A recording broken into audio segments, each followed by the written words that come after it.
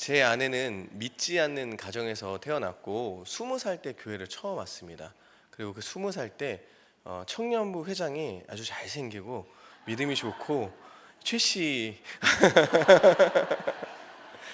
이런 사연이 있는데 몇 주 전에 제 아내가 기쁨이한테 이 얘기를 해줬다고 하더라고요. 기쁨아, 예전에 있잖아. 사실 엄마는 20살 때 교회를 다녔고 근데 그때 아빠를 만났어. 근데 아빠를 만나서 그 아빠 때문에 신앙이 자랐어. 같이 함께 예배하고 또 말씀 들으면서 신앙이 자랐어. 그렇게 얘기를 했대요. 그러니까 기쁨이가 뭐라고 할게요? 엄마, 아빠 잘 만났다. 영적 가치를 하는 우리 기쁨이 제가 빵 터졌습니다. 집에 가서 그 얘기를 듣고. 인생에서 누구를 만나느냐가 참 중요합니다. 어떤 사람을 만나느냐. 그런 면에서요, 요나단과 다윗은요, 둘 다 서로 잘 만났습니다. 그들 참 특별하고요, 깊은 우정의 관계입니다. 지금 다윗은요, 한 나라의 왕에게 죽음의 위협을 당하고 있습니다. 오늘 우리가 읽은 20장 말고 19장에서요, 네 번이나 그 다윗을 죽이려고 하는 사울의 위협이 있었거든요. 근데 그러한 위협 속에서도 하나님께서 보호해 주셨어요. 사람을 보내시고 또 하나님의 영을 보내시사 다윗을 보호해 주셨어요. 근데 사울이요, 쉽게 포기하지를 않아요. 그만하겠다고 하면서도 다시 다윗을 공격하고, 그만하겠다고 하면서도 다윗을 계속해서 공격하고 죽이려고 하는 그 사울 행동은요, 멈추지 않았어요. 이러한 상황 가운데서요, 다윗은 자신의 가장 친한 친구 요나단을 찾아옵니다. 사무엘상 20장 1절입니다. 다윗이 라마나웃에서 도망하여 요나단에게 이르되 내가 무엇을 하였으며 내 죄악이 무엇이며 내 아버지 앞에서 내 죄가 무엇이기에 그가 내 생명을 찾느냐.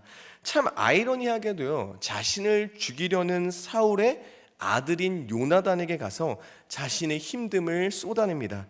대체 내가 무슨 죄를 저질렀기에, 내가 사울 왕한테 뭘 했기에 사울 왕은, 당신 아버지는 나를 죽이려 합니까? 라고 말입니다. 사실 다윗이 죄가 있어서 사울이 죽이려 하는 것이 아닙니다. 다윗의 그 존재 자체가 사울의 왕위를 위협하고 있기 때문입니다. 그리고 다윗이 왕이 되고자 한 마음이 있었던 것도 아니죠. 하나님께서 기름 부어 세우셨고 하나님의 계획 가운데 자연스럽게 왕이 되어가는 과정 가운데 있는 거죠.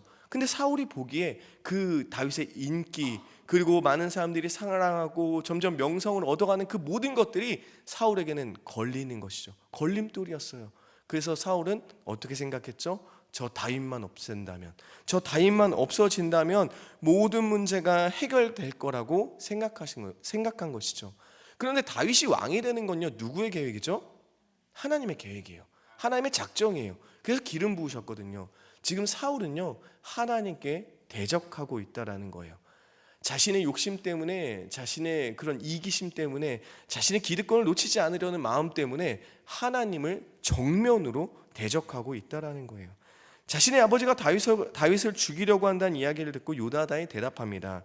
20장 2절의 말씀입니다. 요나단이 그에게 이르되 결단코 아니라 내가 죽지 아니하리라. 내 아버지께서 크고 작은 일을 내게 알리지 아니하고는 행하지 아니하나니 내 아버지께서 어찌하여 이 일은 내게 숨기리오 그렇지 아니하리라.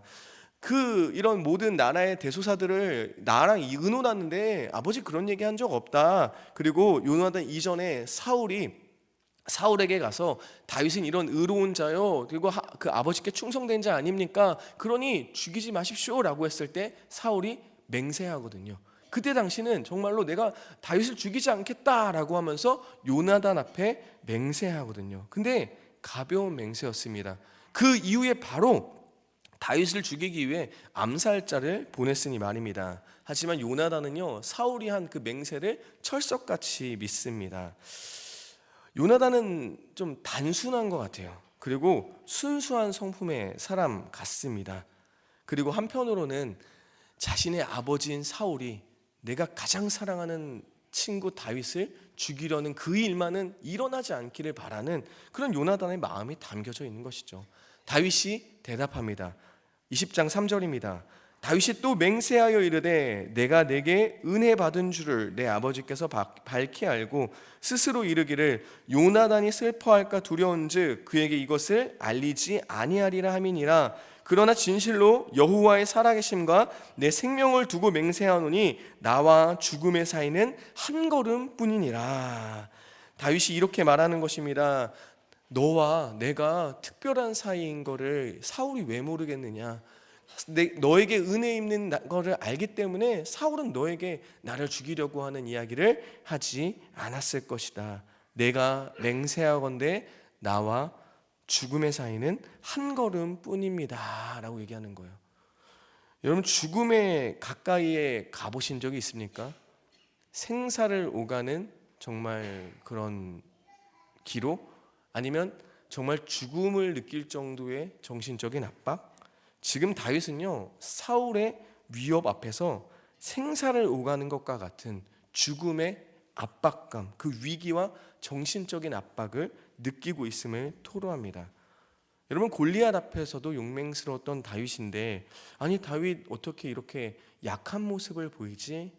그만큼 죽음의 두려움이 만만치 않다라는 것이죠. 그리고요, 다윗도 연약하다라는 것입니다. 그 용맹스러운 다윗도 연약하다라는 것이죠. 그렇습니다. 다윗도 약해질 수 있고요, 우리도 육체적으로 정신적으로 힘들어질 수 있습니다.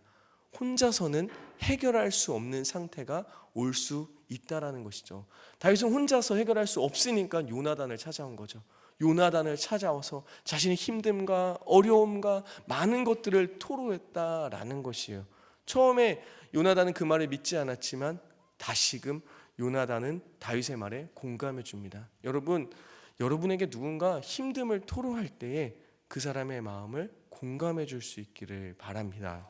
그리고 요나단과 같이 했으면 좋겠어요. 요나단 20장 4절에 이렇게 말합니다. 요나단이 다윗에게 이르되 내 마음의 소원이 무엇이든지 내가 너를 위하여 그것을 이루리라. 요나단은요, 다윗의 힘듦에 공감해 줄 뿐만 아니라 다윗이 원하는 마음의 소원을 이루어 주기를 바랬어요. 요나단은 흔쾌히 도와줄 마음이 있을 뿐만 아니라 상대방이 원하는 대로 도와주기를 원하고 있습니다. 여러분, 우리가 선을 행하고 사랑을 하고 도와줄 때에도요, 사실은 내가 원하는 대로 할 때가 많아요. 남편한테, 아내한테 사랑을 표현할 때도 내가 원하는 방식대로, 내가 생각하는 방식대로. 그런데 진짜 사랑한다면 상대방이 원하는 대로 해줘야 됩니다. 가난한 자, 힘든 자, 그런 자들에게 구제하고 도와줄 때도요, 내가 하고 싶은 대로, 내가 중심이 돼서가 아니라 상대방이 중심이 되어서 진짜 힘들고 어렵고 연약한 자가 어떠할지를 생각하면서 도와주어야 된다는 것이죠. 요나단은 이 원리를 알고 있었어요. 사실은요, 요나단은요, 다윗을 도와준다고 해서 이득될 것이 없는 상황이에요. 권력이 있었거든요. 그리고 요나단도 다윗이 없으면 본인이 왕이 될 수 있는 건데, 그러나 이러한 힘든 상황 가운데 있는 친구를, 다윗을 저버리지 않습니다. 여러분, 우리가 나이가 들고 또 사회생활을 하다 보면요, 계산적인 만남이 늘어나요. 그러니까 나에게 이득이 되는 사람인지 아닌지를 따져보는 거죠. 사회생활에서, 직장에서 만난 사람들을 보면서 이 사람은 나한테 이득이 될까? 나한테 필요 없는 사람 아닌가? 이런 계산을 하게 된다는 것이죠. 그런데 계산적인 만남만을 하면요, 우리의 삶은 피폐해질 수밖에 없습니다. 서로의 마음을 헤아리며 계산하지 않고 도와줄 수 있는 관계가 우리한테는 사실 필요합니다. 이렇게 계산하지 않고 관계를 맺을 때요, 사실은 우리가 사는 거예요. 풍성한 기쁨과 그 관계의 놀라운 즐거움을 누릴 수 있습니다. 그리고 사실은 값없이 하나님의 놀라운 은혜와 사랑을 받은 우리는요, 이러한 삶을 살 수 있어야 돼요. 나한테 이득되는 사람이 누구냐 따져가면서만 만나는 게 아니라 나한테 이득되지 않는 사람들도 만나야 돼요. 하나님께 거저 받았으니 거저 줄 수 있는 사람들을 만나서 돌려받지 못해도 상관없으니 내 사랑을 흘려보내는 거죠. 힘들고 어려운 자들에게 그렇게 상대방의 필요를 채워줄 수 있는 자가 예수님을 믿는 사람입니다. 예수님께서 우리에게 보이신 사랑과 섬김의 모습, 그 모습을 따라가는 삶이며 예수님을 믿는 우리가 따라가야 할 모습인 줄로 믿습니다. 그러면 다윗의 소원은 무엇이었습니까? 다윗은요, 다시금 사울의 의중을 알기를 원했습니다. 20장 5절입니다. 다윗이 요나단에게 이르되 내일은 초하루인즉 내가 마땅히 왕을 모시고 앉아 식사를 하여야 할 것이나 나를 보내어 셋째 날 저녁까지 들에 숨게 하고. 초하루는요, 종교적 절기를 이제 지내며 제사를 드려요. 제사를 드린 다음에 궁정에서 신성한 식사를 나누는 날이에요. 다윗은요, 왕의 사위였고 또한 군대 사령관이었기 때문에 꼭 참석해야만 했어요. 그러니까 사울 왕과 함께하는 식사 자리였다라는 것이죠. 그러니 다윗이 안 나타나면 사울이 묻겠죠. 다윗 어디 갔느냐라고. 그때 요나단한테 부탁하는 거예요. 그렇게 물을 때 이렇게 얘기해줘라. 그 다윗이 간청해서 자신의 고향 베들레헴으로 간다고 이야기해서 내가 들어줬습니다. 이 이야기를 했을 때 사울이 그러냐 좋다라고 이야기하면 다윗을 죽이려는 마음이 없는 것이고, 노를 바라고 화를 내면은 그것은 아직도 사울이 나 다윗을 죽이려고 하는 것이니 나에게 알려달라 이야기하는 것입니다. 그런데 이제 이러한 이야기를 한 다음에 다윗이요, 또 연약한 모습을 보여요. 죽음의 문제 앞에서. 그리고 이런 부탁을 한 요나단에게 요나단을 잘 믿지를 못해요. 요나단이 사울과 같이 생각하게 될까 봐, 요나단이 사울이 두려워서 사울이 자신을 해하려고 하는 것을 알려주지 않을까 봐 막 추궁하고 채근하고 있어요. 걱정해요. 이런 연약한 모습 가운데 있는 다윗에게 요나단은 어떻게 합니까? 아주 단호하게 그런 일은 절대로 없을 것이다 라고 해요. 다윗의 흔들리는 마음을 잡아주고 있어요. 힘들어하고 있는 친구에게 단호하게 말해주면서 그의 마음을 잡아주고 있어요. 더 나아가 하나님 앞에 맹세하며 다윗의 약속을 지킬 것을 이야기합니다. 20장 13절입니다.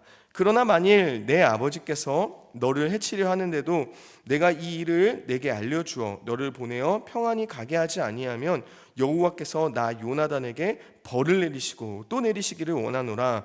여호와께서 내 아버지와 함께 하신 것 같이 너와 함께 하시기를 원하노니. 만약에 사울이 너를 죽이려 하는 것을 내가 알았음에도 불구하고 내가 너에게 알려주지 않는다면 하나님께서 내게 벌을 내리시고 또 벌을 내리시기를 원하노라. 그러니 내가 꼭 말하겠다는 거예요. 지금 마음이 흔들리는 다윗, 너무나도 연약해져서 너무나 힘들어하고 있는 다윗에게 아주 정신이 번쩍 들게 할 만큼 다윗에 대한 약속을 지킬 것을 하나님의 앞에서 이야기하고 있다는 것이죠. 이후에 요나단은요, 더욱 놀라운 고백을 해요. 20장 15절 16절입니다. 한번 함께 읽겠습니다. 여호와께서 너 다윗의 대적들을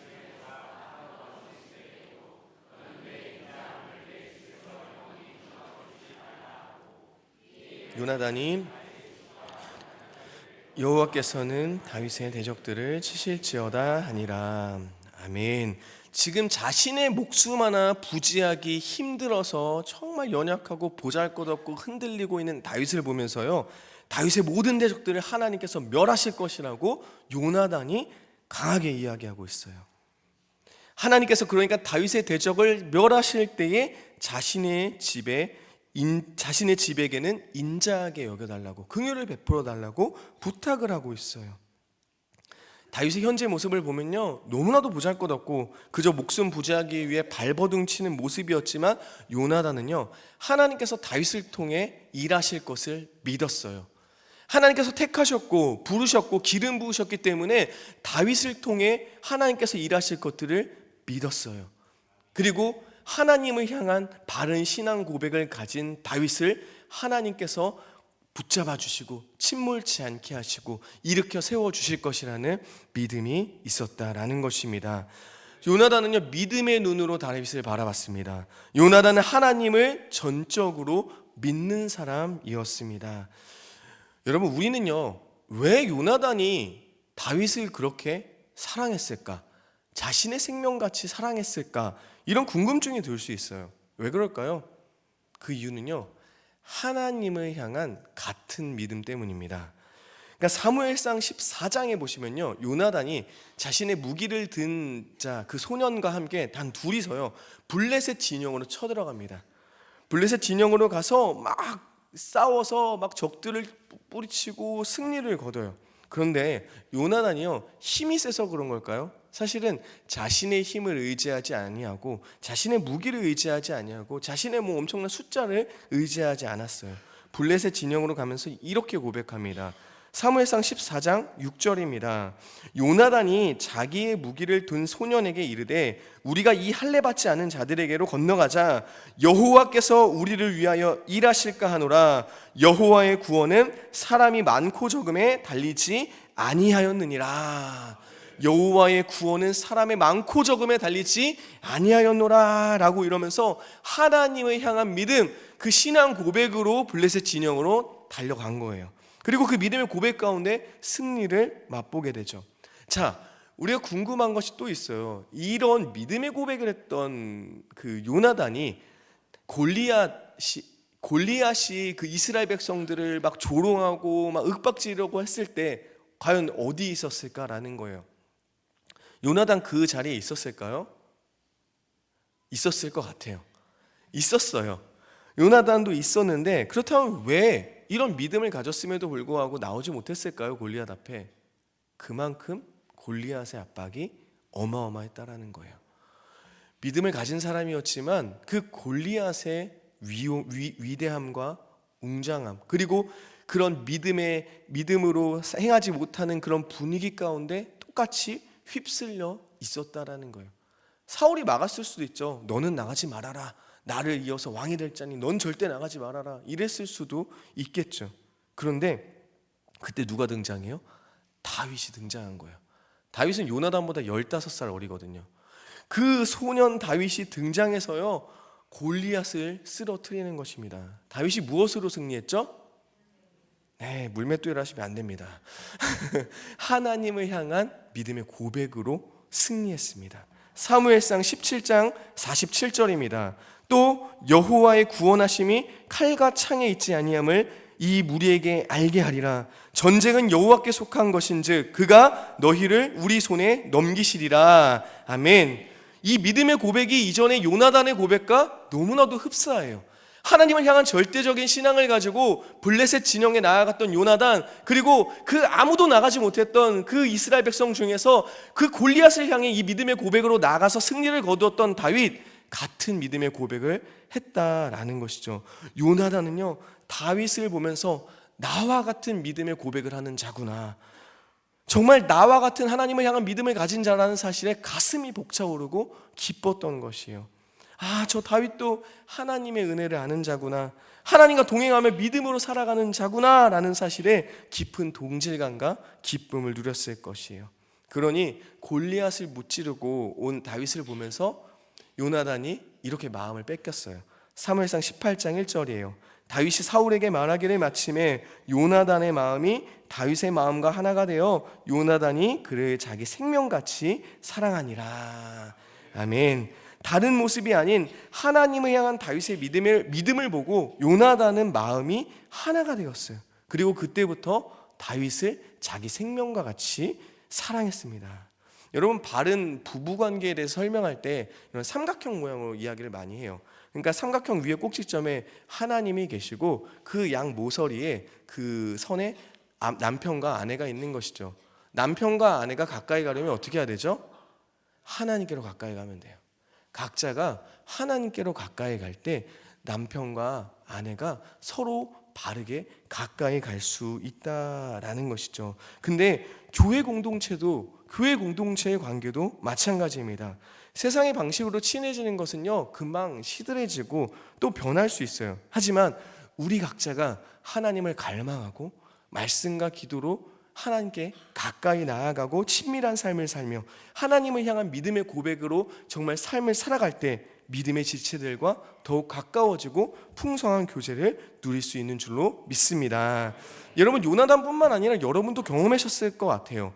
하나님을 향한 넘치는 사랑으로 정말 전심으로 예배하는 사람, 힘들고 어렵고 고난 가운데 있음에도 불구하고 기도에 무릎을 꿇으며 감사의 삶을 사는 사람, 그리고 불의와 타협하지 않고 정직하고 거룩하게 말씀 순종의 길을 걷는 사람, 아무도 알아주지 않는 정말 곳에서도 헌신과 수고의 삶을 살며 정말 하나님의 사랑을 나누어 주기 위해 봉사하는 그런 사람 등 하나님과 가까이 있는 사람들을 보면요, 많은 대화를 나누지 않아도요 친밀감이 느껴져요. 정말 저 사람과 가까워지는 것이 느껴져요. 내가 아버지라 부르는 그 하나님을 저 사람도 아버지라 부르는구나. 내게 베풀어 주셔서 말로 형용할 수 없는 이 은혜를 저 사람도 받았구나. 그 하나님의 놀라운 사랑을 알기에 저렇게 믿음의 삶, 사랑의 삶, 정말 헌신된 삶을 살아가고 있구나라는 거예요. 여러분, 교회 공동체는요, 이런 믿음의 고백으로 하나가 되고 단단해지는 줄로 믿습니다. 교회가 풍성하고 바른 공동체가 되려면 어떻게 해야 돼요? 내가 하나님과 가까워지면 돼요. 내가 하나님을 향한 믿음으로 살아가면 돼요. 이런 사람들이 늘어나면 늘어날수록 교회 공동체는 단단해지고 아름다워지는 것입니다. 여러분, 그리고 다윗의 신앙 고백이요, 요나단의 그런 믿음, 그 벌벌 떨고 있던 믿음을 다시금 뜨겁게 했거든요. 맞아요. 우리가 믿음의 고백으로 살아갈 때요, 나만 좋은 것이 아니라 내 주변에도 영향을 끼치는 것이에요. 내가 정말 믿음의 고백으로 살아갈 때 다른 사람의 믿음도 뜨겁게 되는 줄로 믿습니다. 이렇게 서로가 서로에게 선한 영향을 끼치고 복되고 아름다운 공동체, 그런 성문교회가 되기를 바랍니다. 옆 사람 한번 보세요. 믿음의 눈으로 바라볼 때 정말 우리 옆에 있는 사람이 전지전능하시고 실수가 없으신 그 하나님이신데, 그 하나님께서 택하시고 부르신 아주 존귀한 자라는 것을 믿으십니까? 아멘입니다. 존귀한 자이고 그 누구와도 비교할 수 없는 믿음의 동역자인 줄로 믿습니다. 이 믿음의 고백으로 우리 함께 찬양하시겠습니다.